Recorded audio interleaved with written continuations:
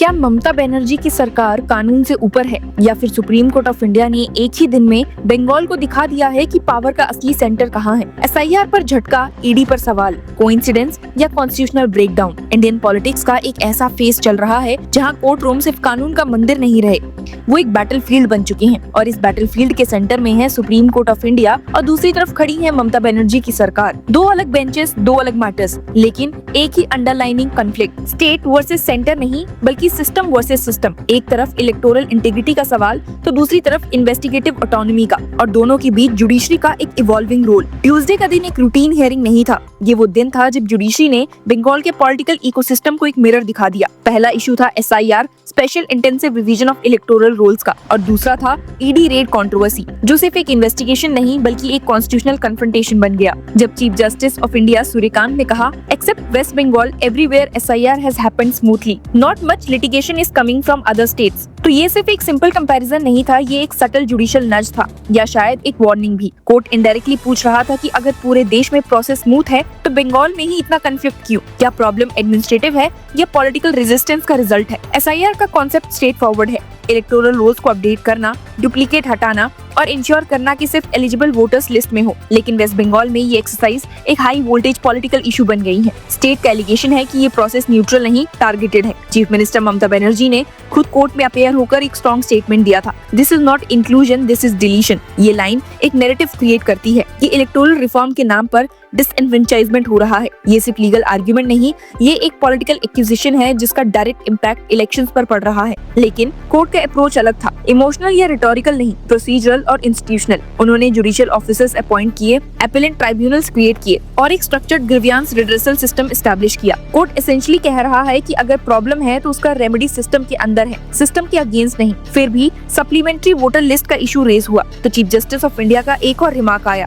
This burden we have passed on to the chief justice of the high court. ये line एक layered message देती थी, एक तरफ सुप्रीम कोर्ट ओवरसाइट मेंटेन कर रहा है, दूसरी तरफ रिस्पांसिबिलिटी डेलीगेट कर रहा है। ये जुडिशियल बैलेंसिंग एक्ट है, इंटरवेंशन भी और रिस्ट्रेन भी। यहाँ एक डीपर टेंशन दिखती है, judicial oversight versus administrative autonomy. Court intervene तो कर रहा है लेकिन पूरा प्रोसेस अपने हाथ में नहीं ले रहा। ये एक कैलकुलेटेड डिस्टेंस है, लेकिन असली कन्फ्रंटेशन दूसरे इशू में एक्सप्लोड हुआ और वो था ईडी रेड का कंट्रोवर्सी। एनफोर्समेंट डायरेक्टरेट का एलिगेशन है कि 8 जनवरी को कोलकाता में जब रेड कंडक्ट हो रहा था तब उनके ऑफिसर्स को ऑब्स्ट्रक्ट किया गया और इस ऑब्स्ट्रक्शन का शैडो सीधा चीफ मिनिस्टर और स्टेट पुलिस तक पहुंचता है। यहाँ bench of justice Prashant Kumar Mishra and N V Anjaria ने एक ऐसा सवाल पूछ लिया जो सिर्फ लीगल ही नहीं बल्कि डीपली कॉन्स्टिट्यूशनल है। They asked if the chief minister barges into an ED investigation, your remedy is to go to the state government headed by the same chief minister। ये लाइन एक पैराडॉक्स को expose करती है कि अगर एलिज्ड रॉन्गडूअर ही authority हो तो रेमेडी कैसे मिलेगा। ये सिर्फ बंगाल का सवाल नहीं, ये फेडरल स्ट्रक्चर का फंडामेंटल फ्लॉ हाईलाइट करता है। सीनियर एडवोकेट कपिल सिब्बल ने तुरंत डिफेंड किया that your lordship are assuming that the chief minister has committed an offense। ये एक एक्सपेक्टेड लीगल डिफेंस था कि कोर्ट प्री कंसीव्ड नोशंस बना रही है, लेकिन कोर्ट ने इक्वली शार्प रिस्पांस भी दिया, we are not assuming anything, every allegation is based on some facts। Viewers, ये एक्सचेंज एक क्रिटिकल लीगल प्रिंसिपल को अंडरलाइन करता है कि इन्वेस्टिगेशन का थ्रेशोल्ड क्या है। कोर्ट कह रहा है कि एलिगेशन है तो इंक्वायरी होगी, स्टेट कह रहा है कि एलिगेशन पॉलिटिकली मोटिवेटेड है इसलिए इंक्वायरी ही नहीं होनी चाहिए। फिर डिस्कशन आता है section 66 of prevention of money laundering act पर। एडवोकेट सिब्बल का आर्गुमेंट था कि ईडी को स्टेट को इन्फॉर्म करना चाहिए था, एक कोऑपरेटिव फेडरलिज्म का क्लासिक आर्गुमेंट, लेकिन कोर्ट ने इसको भी रिजेक्ट कर दिया, ये कहते हुए that there are 2 distinct offences, PMLA investigation अलग है और ऑब्स्ट्रक्शन अलग।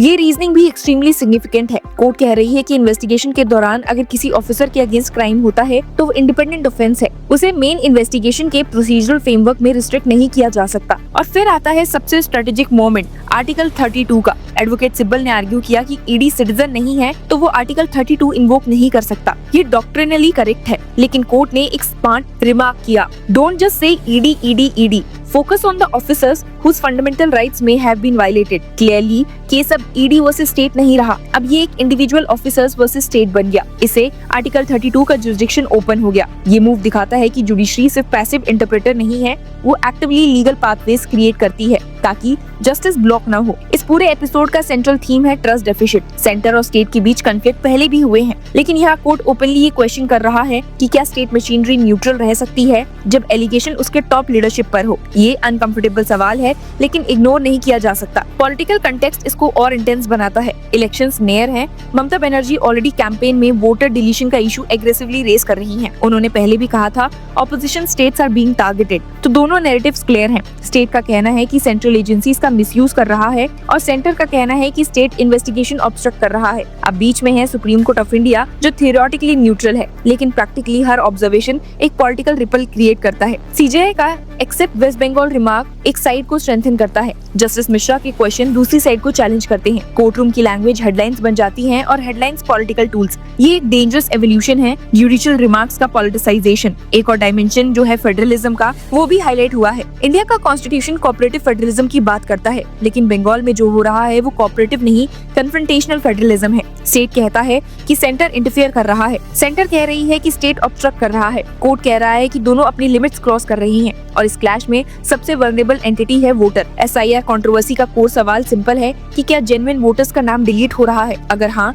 तो डेमोक्रेसी का बेस शेक होता है। अगर नहीं, तो पूरा इशू पॉलिटिकल नैरेटिव बन जाता है। कोर्ट ने ट्राइब्यूनल्स भी क्रिएट किए ताकि हर एक्सक्लूजन का अपील हो सके, लेकिन ग्राउंड रियलिटी ये है कि क्या एक आम वोटर ट्राइब्यूनल तक पहुंच पाएगा? क्या उसके पास रिसोर्सेज हैं, अवेयरनेस है? ये वो क्वेश्चंस हैं जो कोर्ट रूम के बाहर एग्जिस्ट करते हैं, लेकिन डेमोक्रेसी के लिए इक्वली क्रिटिकल है। ईडी केस में भी सेम डिलेमा है। क्या इन्वेस्टिगेशन फेयर है या पॉलिटिकली मोटिवेटेड? कोर्ट ने फाइनल कंक्लूजन नहीं दिया, लेकिन एक प्रिंसिपल क्लियर कर दिया। इन्वेस्टिगेशन को रोका नहीं जा सकता, सिर्फ इसीलिए क्योंकि एक्यूज पावरफुल है। इस पूरे एपिसोड का एक और स्ट्राइकिंग फीचर है जुडिशियल टोन का ट्रांसफॉर्मेशन। पहले कोर्ट्स रिस्ट्रेन लैंग्वेज यूज करते थे, आजकल रिमार्क शार्पर हो रहे हैं। You may miss the point and be in difficulty, don't just say ED ED ED. ये रिमार्क्स फ्रस्ट्रेशन का सिग्नल है या असर्टिवनेस का? ये डिबेट अभी ओपन है, लेकिन एक चीज क्लियर है कि जुडिशरी अपनी अथॉरिटी असर्ट कर रही है। एक सिंबॉलिक मोमेंट भी इग्नोर नहीं किया जा सकता कि ममता बनर्जी का खुद कोर्ट में अपेयर होना। ये एक रेयर इंसिडेंट है। ये दिखाता है कि इशू कितना पॉलिटिकली चार्ज है, लेकिन जब वही चीफ मिनिस्टर